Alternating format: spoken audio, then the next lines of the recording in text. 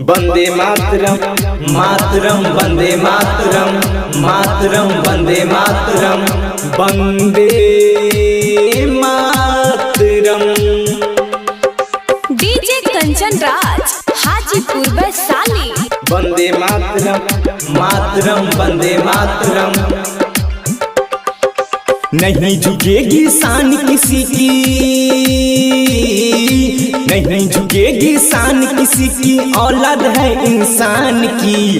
बेटी हिंदुस्तान की, ये बेटी हिंदुस्तान की, बेटी हिंदुस्तान की, ये बेटी हिंदुस्तान की।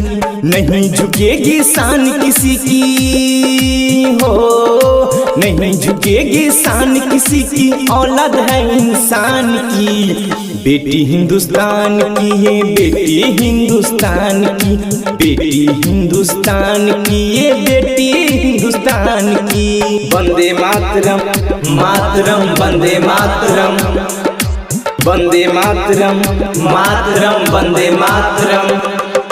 DJ Kanchan Raj Hajipur Vaishali. Mix by Aparna recording studio Tesri Bazar Vaishali. दारू शराब से देखो छुटकारा दिलाने आए हैं, भ्रष्टाचार और चोरी डकैती सबको मार भगाए हैं, सबको मार भगाए हैं, सबको मार भगाए हैं। दारू शराब से देखो छुटकारा दिलाने आए हैं, भ्रष्टाचार और चोरी डकैती सबको मार भगाए हैं। सुनीता बेटी लाज बचाने, सुनीता बेटी लाज बचाने आए हैं इंसान की। बेटी हिंदुस्तान की, ये बेटी हिंदुस्तान की, बेटी हिंदुस्तान की, ये बेटी हिंदुस्तान की। वंदे मातरम मातरम वंदे मातरम वंदे मातरम मातरम वंदे मातरम। डीजे कंचन राज हाजीपुर वैशाली। वंदे मातरम मातरम वंदे मातरम।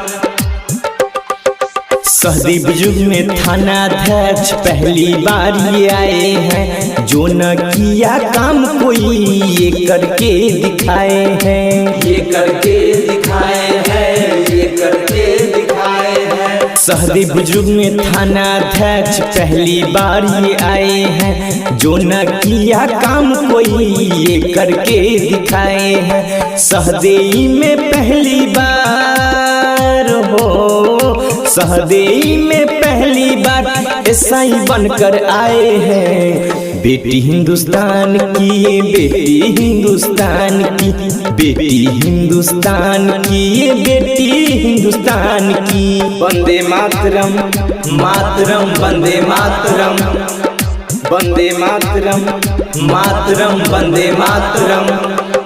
DJ Kanchan Raj Hajipur Vaishali. Mix by Aparna recording studio Tesri Bazar Vaishali.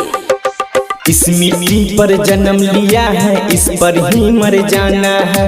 Bharat माँ की लाज बचाने सुनीता बेटी आई है, सुनीता बेटी आई है, सुनीता बेटी आई है। इस मिट्टी पर जन्म लिया है, इस पर ही मर जाना है। भारत माँ की लाज बचाने सुनीता बेटी आई है।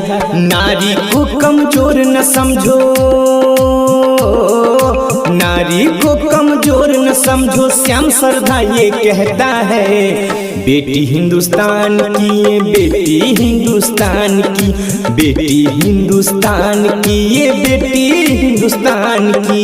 Mix by Aparna recording studio Tesri Bazar Vaishali.